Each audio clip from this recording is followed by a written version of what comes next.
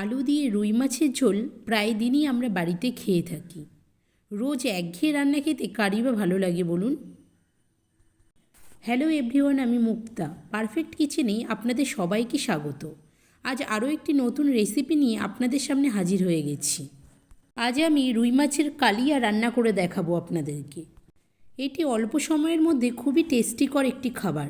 তো চলুন ভিডিওটি শুরু করা যাক। সবার প্রথমে একটি পাত্রে 8 পিস রুই মাছ ভালো করে ধুয়ে নিয়েছি।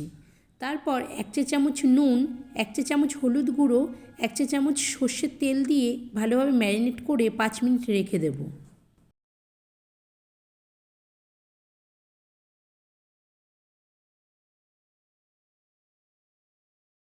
দেখুন, এখানে আমি মাছটি খুব ভালোভাবে ম্যারিনেট করে নিয়েছি। এবার আমরা বাটা মশলার জন্য কয়েক কোয়া রসুন, 1 টুকরো আদা কুচি, একটি মাঝারি মাপের টমেটো মিক্সিতে দিয়ে দিলাম।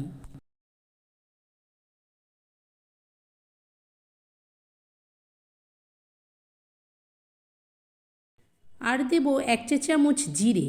তারপর পরিমাণ মতো জল দিয়ে ভালোভাবে পেস্ট করে একটি পাত্রে ঢেলে নেব।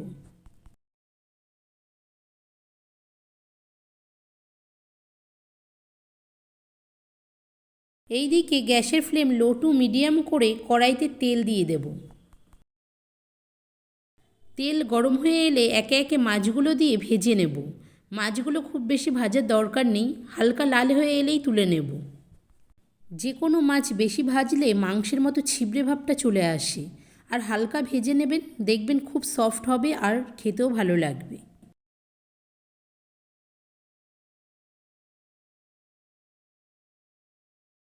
এবার ওই মাছ ভাজা তেলে 1 চা চামচ জিরে ফোড়ন দিয়ে দেব।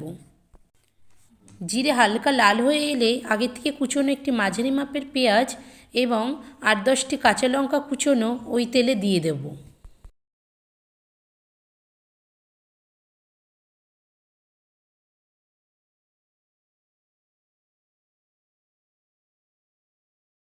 তারপর ভালোভাবে 2 মিনিট নাড়াচাড়া করার পর পেঁয়াজ কুচি ব্রাউন হয়ে এলে তার মধ্যে বাটা মশলাটি অ্যাড করব।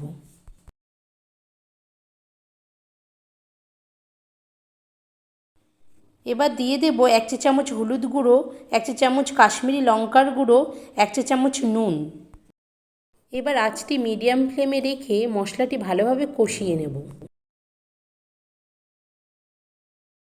তারপর টেস্টটি আরও ভালো হওয়ার জন্য 1 চা চামচ টমেটো সস অ্যাড করব।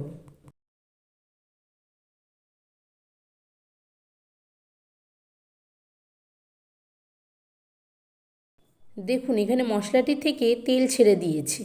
এইবার আমি এখানে 1 কাপ জল অ্যাড করব। তারপর জলটি ভালোভাবে মিশিয়ে নিয়ে 2 মিনিট পর ফুটে উঠলে আগের থেকে ভেজে রাখা মাছগুলো দিয়ে দেব।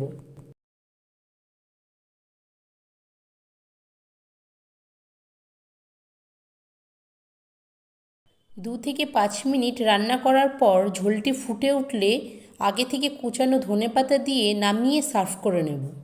তৈরি হয়ে গেল অনুষ্ঠান বাড়ির মতো রুই মাছের কালিয়া। এবারে আপনারা বাড়ির যে কোনো ছোটোখাটো অনুষ্ঠানে অথবা সাধারণ দিনে ডিনার বা লাঞ্চে ঝটাপটে রেসিপি বানিয়ে গরম ভাতের সাথে সার্ভ করুন। এছাড়াও রুটি লুচির সাথে এটি আপনারা খেতে পারবেন। তবে যেইভাবেই খাওয়া হোক না কেন, মাছের সাথে ভাত না হলে কিন্তু বাঙালিদের একদমই চলে না।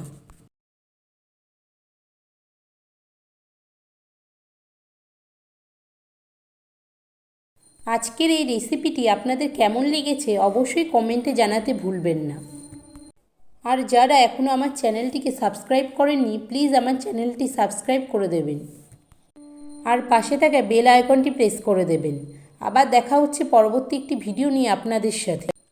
ততক্ষণ সবাই ভালো থাকবেন, সুস্থ থাকবেন। নমস্কার।